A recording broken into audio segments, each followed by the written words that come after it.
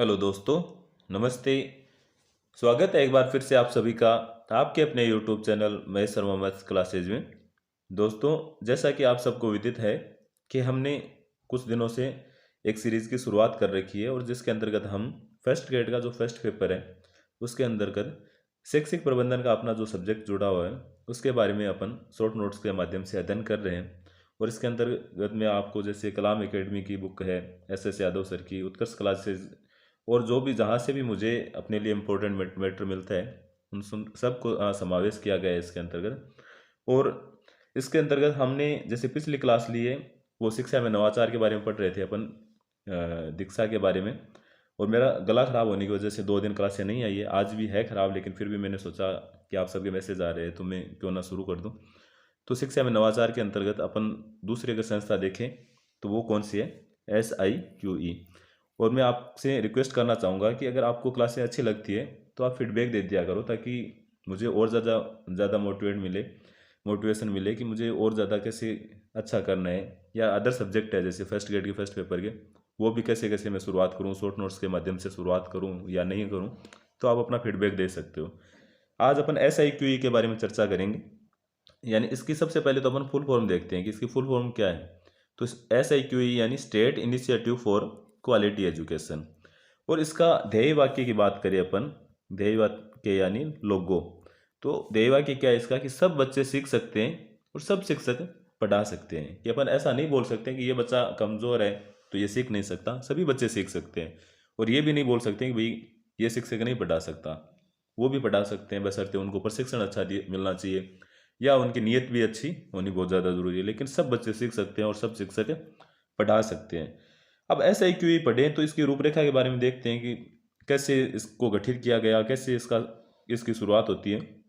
तो उसके लिए सबसे पहले हमें समन्वित कार्यक्रम के बारे में जानते हैं कि समन्वित कार्यक्रम क्या है। तो 70 जो 2015-16 है उसके अंतर्गत जो उच्च माध्यमिक स्कूलें थी अपनी या माध्यमिक स्कूलें थी उनके अंदर जो उनके आसपास से कक्षा 1 से 5 तक के विद्यालय संचालित हो रहे थे उनको मर्ज कर दिया गया था। और ये बहुत ही बड़े स्तर पे मर्ज किया गया था। तो आप सबको भी पता है कि आपके आसपास जो स्कूलें थी ये उच्च माध्यमिक और जो माध्यमिक स्कूलें हैं या 6 से 10 या 6 से 12 तक की संचालित होती थी, तो अब वो 1 से 12 तक हो रही है। ऐसी स्कूलें नहीं है अपने आसपास, ज़्यादातर नहीं है जो 6 से 12 या 6 से 10 तक संचालित हो रही हो। तो सबको मर्ज कर दिया गया था और यही मर्ज करने का समन्वित कार्यक्रम है। ये 2015-16 में इसकी शुरुआत होती है। अच्छा, इसका उद्देश्य क्या था? तो इसका उद्देश्य ये था कि जो कक्षा 1 से 5 तक के विद्यार्थी हैं उनके अधिगम स्तर को सुधारना, क्योंकि जो प्राइमरी स्कूलें थी अपनी वहाँ ना तो संसाधन थे और ना जो शिक्षक है वो नियमितता से अध्ययन करवा रहे थे। तो उसकी वजह से सरकार ने ये फैसला लिया था और बहुत ही बड़े पैमाने पे स्कूलों को मर्ज किया गया था। तो हमें ये पूछ लिया कि समन्वित कार्यक्रम कौन से सत्र में आया, तो 2015-16 में।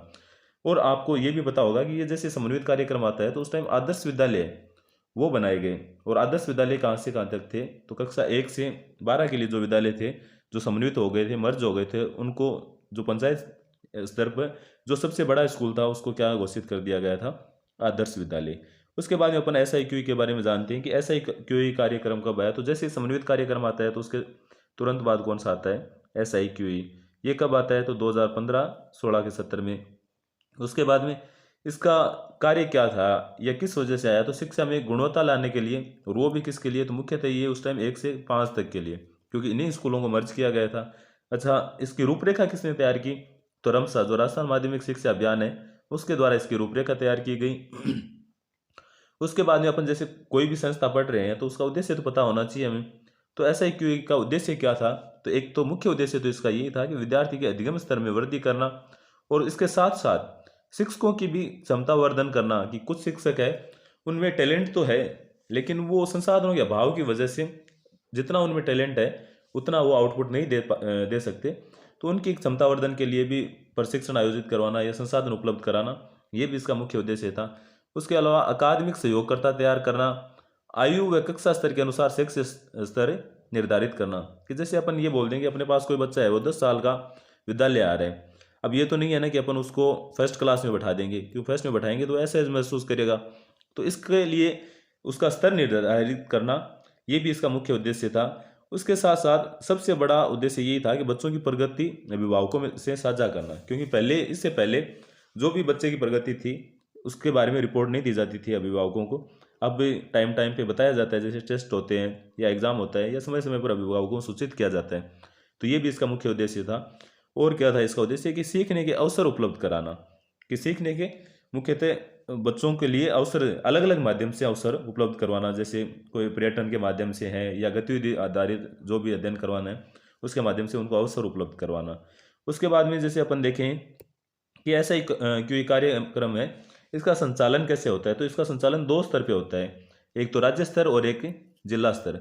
इसके लिए अनेक समितियां बनाई गई है। राज्य स्तर पर एक समिति बनाई हुई है, परियोजना परिचालन समिति यानी PSC। अच्छा, इसका मुखिया है वो होते हैं आयुक्त, IAS रैंक के होते हैं। उसके बाद में एक समिति है राज्य कार्यकारी समूह यानी SWG, शॉर्ट में से SWG बोल सकते हैं, और इसके मुखिया है वो अतिरिक्त आयुक्त और RS रैंक के होते हैं। उसके बाद में एक समिति है राज्य शैक्षिक समूह, इसे शॉर्ट में बोलते हैं SAG, और इसके मुखिया है वो अपने RSCRT के निदेशक होते हैं, वो इसके SAG के मुखिया होते हैं। उसके बाद में अपन अगर जिला स्तर की बात करें तो जिला स्तर पर एक तो जिला कोर ग्रुप का गठन किया गया DCG, और इसके मुखिया कौन होते हैं? तो जिला शिक्षा अधिकारी अपने DO है वो इसके मुखिया होते हैं। उसके बाद में जिला अकादमिक समूह यानी DRG का भी गठन किया गया, और इसके मुखिया होते हैं जो भी जिले के अंदर, जिस जिले के अंदर डाइट है उसके प्राचार्य है वो इसके मुखिया होते हैं। और उसके बाद एक स्कूल स्तर पे था तो इसके अंतर्गत संस्था प्रधान है वो होते हैं और एक शिक्षक। उसके बाद में अपन अगर देखें कि SIQE है, इसका क्रियान्वयन कैसे होता है? तो इसका क्रियान्वयन है 5 संस्थाएं मिलके करती है इसका क्रियान्वयन। कितनी संस्थाएं? 5। कौन कौन सी है? तो एक तो जो अपना निदेशालय है माध्यमिक शिक्षा बीकानेर, ये तो करता है इसका संचालन। तो अगर हमें ये पूछ ले कि SIQE कार्यक्रम का संचालन कौन करता है, तो कौन करता है? निदेशालय। उसके बाद में अगर हमें पूछ ले कि जो इसके अकादमिक कार्य है वो कौन करता है, तो वो करते हैं RSCRT उदयपुर। और कार्यक्रम की रूपरेखा किसने तैयार की? तो राजस्थान स्कूल शिक्षा परिषद जयपुर द्वारा इसकी रूपरेखा तैयार की गई। उसके बाद में 2 NGO है यहाँ। कितने NGO है? 2 NGO है, और वो कौन कौन से है? तो बौद्ध शिक्षा समिति और यूनिसेफ, ये इसके अंतर्गत तकनीकी और वित्तीय समर्थन करते हैं, सहयोग करते हैं। जो तकनीकी से संबंधित है या आर्थिक सहयोग है तो वो कौन करते हैं? तो बौद्ध शिक्षा समिति और यूनिसेफ है वो इसका वित्तीय सहयोग करते हैं। उसके बाद में अपन देखें कि SIQE है, इसकी प्रक्रिया कितने स्तर पे है या कैसे है? तो ये 3 स्तर पे प्रक्रिया है। एक तो CCP आती है, एक ABL और एक CCE। CCP यानी चाइल्ड सेंट्रल पेडागोजी है, बाल केंद्रित शिक्षा।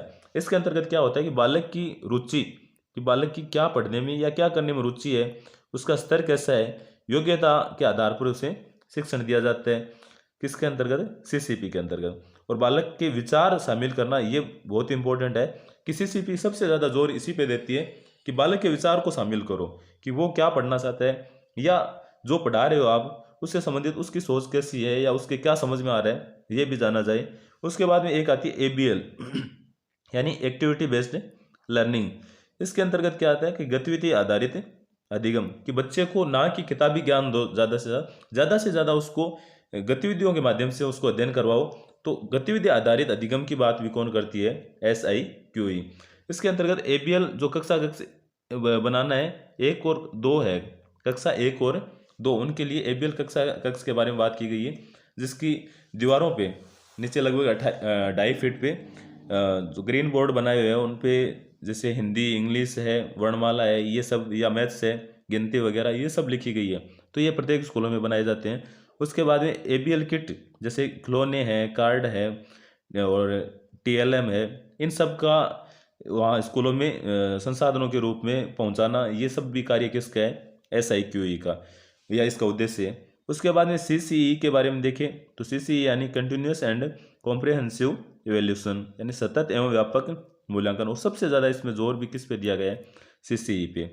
इसका अर्थ क्या है कि सीखने सिखाने की प्रक्रिया के अंतर्गत निरंतर अवलोकन, यानी जो आप जैसे कक्षा में पढ़ा रहे हो उसका अवलोकन करते रहें, या बच्चा गतिविधि कर रहा है तो उसका अवलोकन करते रहें। और इसे फॉर्मेटिव असाइनमेंट भी बोलते हैं, FA भी बोला जाता है। तो अवलोकन करना और आवश्यकता अनुसार फीडबैक व मार्गदर्शन भी करना बच्चे का।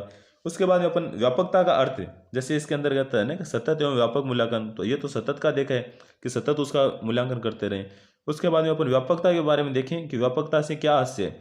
तो एक तो शैक्षिक एवं सहशैक्षिक गतिविधियों का मूल्यांकन करना, उसके अलावा विषयों की व्यापकता है, अवसरों की व्यापकता है, तरीकों की व्यापकता है, दायरे की व्यापकता है या उपकरणों की व्यापकता है। इन सब के बारे में व्यापकता से अर्थ लिया गया है। उसके बाद अपन देखेंगे राजस्थान में सतत एवं व्यापक मूल्यांकन। तो राजस्थान में सतत एवं व्यापक मूल्यांकन है वो 5 मई 2010 यानी 5/5/10 5/5/10 याद रखने के लिए आप ऐसे याद रख सकते हो 5 + 5 कितने होते हैं 10। तो 5 मई 2010 से पायलट प्रोजेक्ट के रूप में अलवर और जयपुर है उसके 60 स्कूलों के अंतर्गत इसको शुरू किया गया था। और स्कूलें कैसी थी, राज्य स्कूलें और 1 से 5, क्योंकि SIQ का मुख्य उद्देश्य भी किस में सुधार करना था, तो कक्षा 1 से 5 तक के विद्यार्थी उनके अधिगम स्तर में सुधार करने का इसका मुख्य उद्देश्य था। उसके बाद में जैसे 2016-17 है 17 उसके अंदर संपूर्ण राजस्थान के राजकीय स्कूल है जो कक्षा 1 से 5 तक है उसमें इनको लागू कर दिया गया CCE को। उसके बाद में अपन देखेंगे SIQE है, इसमें वर्तमान में 3 टर्म होती है। कितने टर्म? 3 टर्म। और ये कब से प्रारंभ है तो 2018-19 से प्रारंभ की गई है। तो अगर हमें ये पूछ ले कि SIQE में वर्तमान में कितने टर्म है तो 3 है।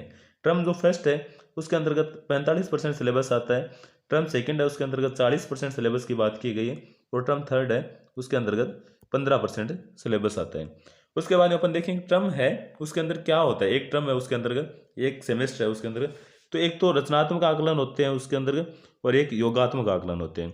रचनात्मक आकलन एक टर्म के अंतर्गत 2 होते हैं, FA फर्स्ट और FA सेकंड, और एक क्या होता है ऐसे होता है इसके अंदर समेटिव असाइनमेंट एक होता है इसके अंदर। तो अगर हमें ये पूछ ले कि एक टर्म के अंतर्गत कितने FA होते हैं तो कितने बताओगे 2, और कितने ऐसे होते हैं तो कितने बताओगे 1 होता है।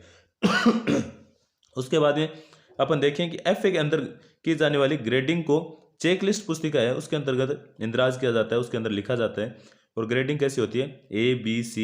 ए के जिनको A ग्रेड मिलती है वो बच्चे बिना शिक्षक के सहयोग से भी सीख सकते हैं, B ग्रेड मिलती है वो बच्चे हैं वो शिक्षक के सहयोग से सीख सकते हैं, और जो जिनको C ग्रेड मिलती है वो शिक्षक के सहयोग से भी जो मुख्य स्तर पर नहीं आते हैं या नहीं सीख पाते हैं उनको C ग्रेड के अंतर्गत लिया जाता है।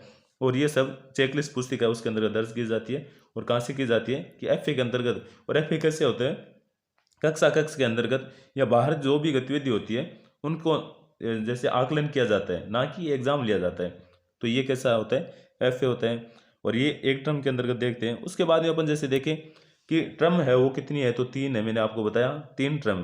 और पहली टर्म में 45% सिलेबस, दूसरे में 40% और तीसरी में 15%। सॉरी। उसके बाद में जैसे FA है तो एक टर्म के अंदर मैंने बताया कि 2 FA और एक ऐसे होता है। उसके बाद में सेकंड में भी 2 FA हो गए और एक ऐसे हो गया। ऐसे थर्ड के अंदर 2 FA हो गए और एक ऐसे। तो कुल मिला के अगर अपन देखेंगे एक सत्र में कितने हो गए तो 6 तो FA हो गए और ऐसे कितने हो गए 3। अब FA या ऐसे इनको जैसे फॉर्मेटिव असाइनमेंट या समेटिव असाइनमेंट है या रचनात्मक आकलन है या योगात्मक आकलन है, ऐसे भी क्वेश्चन पूछ सकते हैं कि एक सत्र के अंतर्गत कितने FA किए जाते हैं कितने ऐसे किए जाते हैं। तो 6 FA और ऐसे कितने 3। उसके बाद में अपन देखें कि सतत एवं व्यापक मूल्यांकन की प्रक्रिया क्या है। तो सबसे पहले सॉरी इसके अंदर देखते हैं अपन कि आधार रेखा मूल्यांकन। आधार रेखा मूल्यांकन किन का होता है यानी एक्टिविटी बेस्ड आधार रेखा आकलन मूल्यांकन या आकलन बेस लाइन असेसमेंट होते हैं, बेस लाइन असेसमेंट। और एक होता है पदस्थापन। तो पदस्थापन तो उनका होता है जो फर्स्ट कक्षा के अंतर्गत अपने पास आते हैं, पहली कक्षा में जो आते हैं उनको तो पदस्थापित किया जाता है फर्स्ट कक्षा के अंतर्गत। और दूसरा जैसे आधार रेखा मूल्यांकन की बात करें तो ये अपने पास जैसे दूसरी क्लास से लेके अगर 12वीं क्लास तक का कोई भी बच्चा आता है तो उनका किया जाता है आधार रेखा मूल्यांकन। और ये इसलिए किया जाता है कि उस बच्चे का अधिगम स्तर कितना है या उसको कितना कुछ आ रहा है, तो उसका कक्षा स्तर निर्धारित करने के लिए आधार रेखा मूल्यांकन किया जाता है। उसके बाद में शिक्षण आकलन योजना का निर्माण किया जाता है। शिक्षण प्रक्रिया है वो बहुकक्षीय या बहुस्तरीय होती है। उसके बाद में जैसे ये नीचे से ऊपर की तरफ मैंने बनाया है ये, तो आपको शुरू भी कहाँ से करना है आधार रेखा मूल्यांकन, क्योंकि सबसे पहले कोई भी बच्चा अपने पास आ रहा है एडमिशन के लिए तो उसका आधार रेखा मूल्यांकन किया जाता है, या पहली क्लास में आ रहा है तो उसका पदस्थापन किया जाता है। उसके बाद में शिक्षण योजना का निर्माण, ये बहुस्तरीय बहुकक्षीय होती है।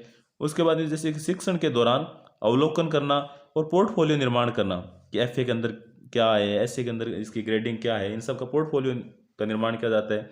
ये भी शिक्षण के दौरान अवलोकन है, ये भी क्या है FA है। उसके बाद में रचनात्मक आकलन एफ लिए जाते हैं, जैसे गतिविधि आधारित जो भी कुछ है उनका आकलन किया जाता है। मूल्यांकन के अन्य उपकरणों का प्रयोग भी किया जाता है। शिक्षण योजना में बदलाव भी किया जाता है। अगर बच्चों को ऐसा लग रहा है कि भाई ये इसके लिए सही नहीं है या इससे उसका अधिगम है वो जितना अपन चाह रहे हैं उतना अच्छा नहीं हो रहा है, तो अपनी जो शिक्षण योजना है उसमें बदलाव किया जाता है। उसके अलावा रचनात्मक आकलन के साथ साथ सुदृढ़ीकरण कार्य भी किए जाते हैं कि बच्चा है जहाँ अपने को लगता है कि इस फील्ड में कमज़ोर है तो उसको वहाँ और ज़्यादा पुशअप किया जाता है और ज़्यादा उसकी वहाँ ध्यान दिया जाता है उस पर। और अंत में क्या होता है तो योगात्मक मूल्यांकन होता है, यानी समेटिव असाइनमेंट। और ये सब हो जाते हैं तो इनके आधार पर फिर पदस्थापन यानी नेक्स्ट क्लास के अंतर्गत जो अगली कक्षा है उसके अंतर्गत उसका पदस्थापन किया जाता है, अगली कक्षा में पदस्थापन किया जाता है। तो ये इसकी मूल्यांकन की प्रक्रिया है। उसके बाद में अपन देखें कि एक होती है अध्यापक दैनिक योजना डायरी। जो भी अध्यापक है उन सबको एक डायरी मिलती है, उसके अंतर्गत उनको अपनी जो भी एक्टिविटी होती है या जो कुछ पढ़ाना है वो पहले लिखना होता है। उसके अंतर्गत अपनी रूपरेखा बनानी होती है, माइक्रो टीचिंग करवानी है, कैसे क्या पढ़ाना है अपने को, किस कक्षा में कौन सा टॉपिक पढ़ाना है, ये सब लिखना होता है। तो अध्यापक दैनिक योजना डायरी है। ये भी क्यों लागू की गई है, क्योंकि जो आरटी एक्ट है अपना 2009 इसकी धारा 29 है उसमें कहा गया है कि शिष्य मूल्यांकन किया जाए। और शिष्य मूल्यांकन यानी सतत और व्यापक मूल्यांकन अगर करना है तो उसके लिए हमें गतिविधियां भी करवानी होगी। गतिविधियां करवानी है तो वो टीचर पहले इस डायरी में लिख लेंगे कि हमें क्या गतिविधि करानी है। उसके अलावा एनसीएफ 2005 है, ये भी कहता है कि गतिविधियों के आधार पर ही अधिगम करवाना है। तो ये भी गतिविधि की बात कर रहे हैं। आरटी एक्ट भी कर रहे हैं और आरटी एक्ट की धारा 23 ये बहुत ज़्यादा इंपॉर्टेंट है। ये क्या कह रही है कि शिक्षक का कर्तव्य है कि वह बच्चे के लिए गतिविधियों का आयोजन करवाए। और अगर शिक्षक का ये कर्तव्य है तो हमें क्या गतिविधियां करवानी है ये सब किस में लिखनी होगी। जो दैनिक नंदिनी होती है या दैनिक डायरी होती है अध्यापक की वो उसके अंतर्गत ऐड करेगा।